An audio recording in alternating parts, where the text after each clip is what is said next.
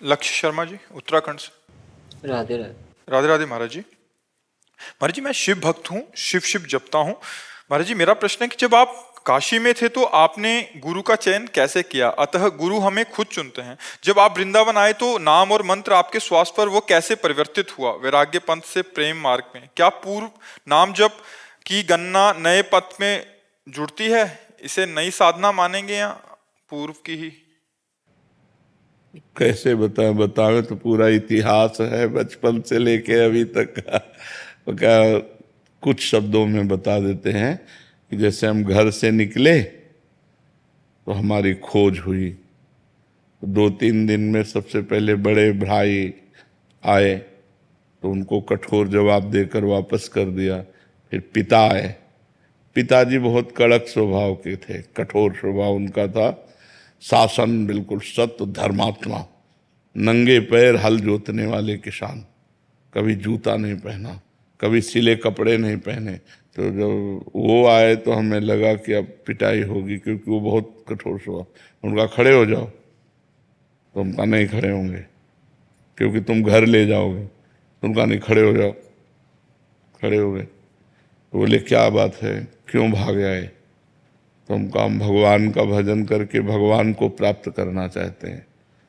उनका ऐसे भगवान की प्राप्ति होती है, मारे मारे घूमने से भगवान की प्राप्ति होती है। भगवान की प्राप्ति तो साधना से होती है, और वो गृहस्थी में भी हो सकती है। हम लोग भजन नहीं कर रहे क्या? तो हम कहा हमें ऐसा भजन नहीं करना, हमें विरक्त होकर भजन करना है। तो उनका सच्ची बात, तो हम रो पड़े।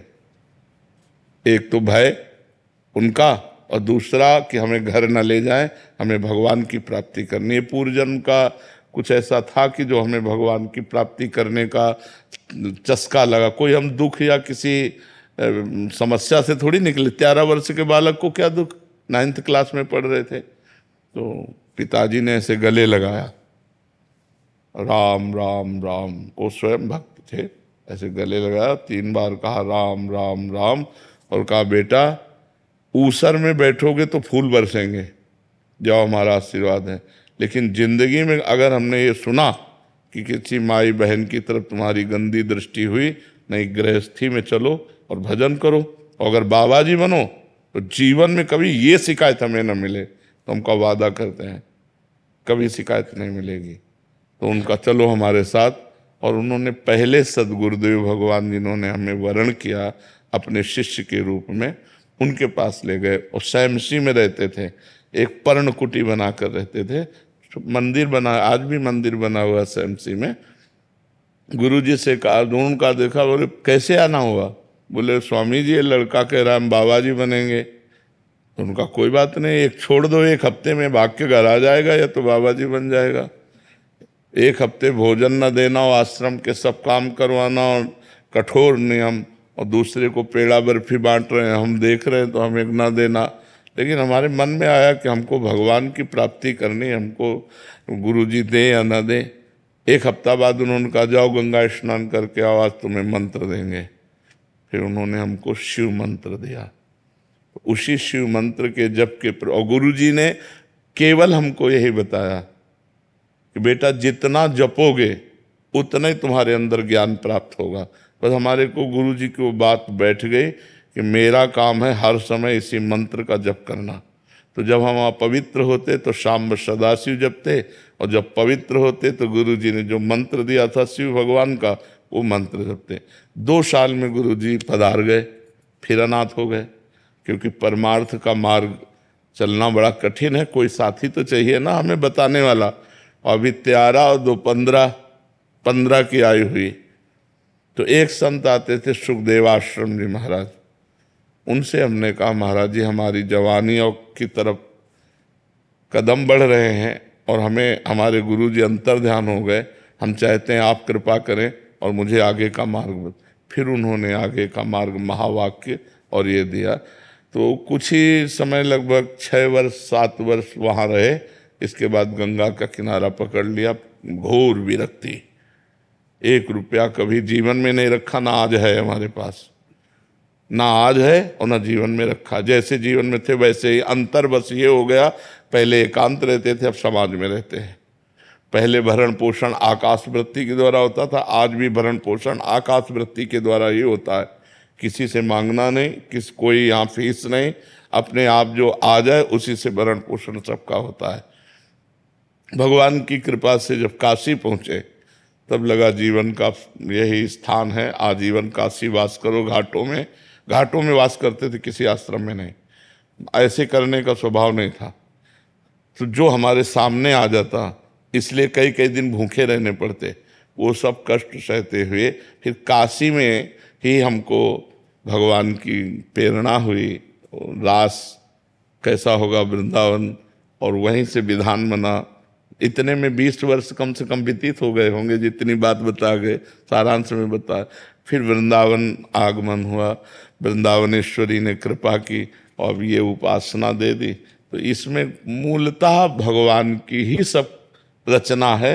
हम कहीं कोई खोज नहीं की, हम कहीं कोई चाह नहीं की, आगे से आगे क्या करना वो सब करते चले गए। तो हमें लगता है यदि हम गुरु की शरण में हो जाएं और वो हमें जो मार्ग बताएं उसके अनुसार हम चले, तो आगे हमें जहाँ पहुँचना है वो आगे आगे सब व्यवस्था भगवान करते जाते हैं। किसका प्रश्न था, तो समझ रहे हो आप? हार्दिक जी दिल्ली से। राधे राधे जी, इनका भी सेम प्रश्न है। कह रहे हैं कि महाराज जी, जब आप काशी में ही पूर्णता का अनुभव हो गया था, तो आपके मुख से सुना है कि भगवत प्राप्ति में किसी के भी दर्शन हो जाते, तो राधा रानी के दर्शन वहीं से कर लेते। आप इतने कष्ट में जीवन क्यों व्यतीत किया फिर महाराज जी? नहीं, राधा रानी के दर्शन की इच्छा ही नहीं थी, काशी में नहीं थी। जो आनंद मिला वो पूर्णता का था। हमारे पास हम बैठे थे, आज भी पीपल का पेड़ तुलसी घाट में, तो शांत बैठे थे। तो एक संत आए, उन्होंने कहा चलो रास देखने। भाई जी हनुमान प्रसाद पोद्दार जी का अंध विश्वविद्यालय है, उसमें रास। उनका नहीं, हमें जरूरत नहीं। उनका चलो ना, पास हो रही देख लो, चलो। हम कहा हमें नहीं जरूरत है, तो आप हमें डिस्टर्ब क्यों कर रहे हैं? तो उनका एक बार चलो ना।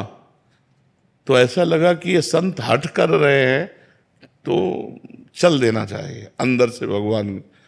ऐसे ही मतलब कोई हमारी रति नहीं, कोई श्रद्धा नहीं, क्योंकि संन्यास मार्ग के पति जी गए तो दिन में चैतन्य लीला और रात्रि में रास लीला। 1-2 दिन देखा तो बस ऐसा लगने लगा कि हमारी मांग यही है। 1 महीना देखा तो लगा अब हम जी नहीं पाएंगे। तब हुआ कि चलो वृंदावन, रास देखने के लोभ से कि वृंदावन में रास होता रहता है, अब हम रास के बिना जी नहीं सकते, तो हमको ऐसे वृंदावन ला। हमें ये नहीं था कि मुझे राधा रानी के दर्शन करने हैं या मुझे राधा रानी की उपासना करनी है, ऐसा बिल्कुल नहीं था। हमारा तो बस भगवान शिव में अनन्यता थी, और वही।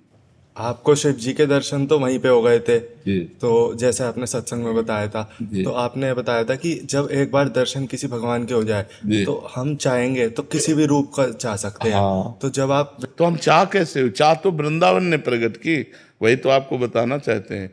प्रियाजू के मिलन की चाह तो वृंदावन ने प्रकट की, प्रियाजू के लालजू की लीला की चाह तो वृंदावन ने प्रकट की।